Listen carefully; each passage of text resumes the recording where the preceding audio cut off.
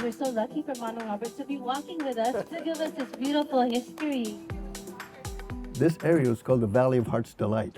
The reason it's the Valley of Heart's Delight because of all the Chinese laborers, the Japanese laborers, the Mexican laborers, and the Filipino laborers.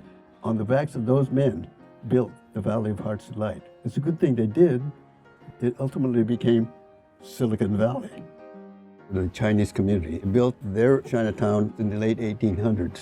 1900, Japanese immigrants came. In the 1920s, a lot of the Filipinos also did the same thing, and they formed an enclave, which we now call Pinoytown. You have to use your imagination because a lot of the buildings have disappeared. Here at 4th and Jackson from 1929 to 1934, a pool hall was the spot. It had ping pong, a snack bar. It was a great place for the Filipinos to gather. I shouldn't have posed that way because every time up here, some of the kids say, Manong Robert, give me the pose so they can take their picture. You're right. And it's so clear in my head that it's almost like it happened yesterday. In the 1940s, I was a paper boy, and my route included Pinoytown. My contemporaries would play around here.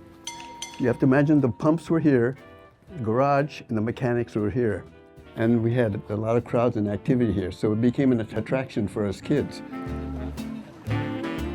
Right at the corner, you see cute Pinoys, 5 of them. Way in the background is the water tower, still there. It was renovated. That became the basis for the Filipino Community Center. These existing buildings, this one, ideal landscape. Every one of you should do the same. Interview your mom, interview your dad. Doesn't matter if they're from the Philippines or Germany or the Netherlands, get their story, because ultimately it will become part of American history. Deeply in my heart, I thank you all for being here and listening to our stories. Thank you.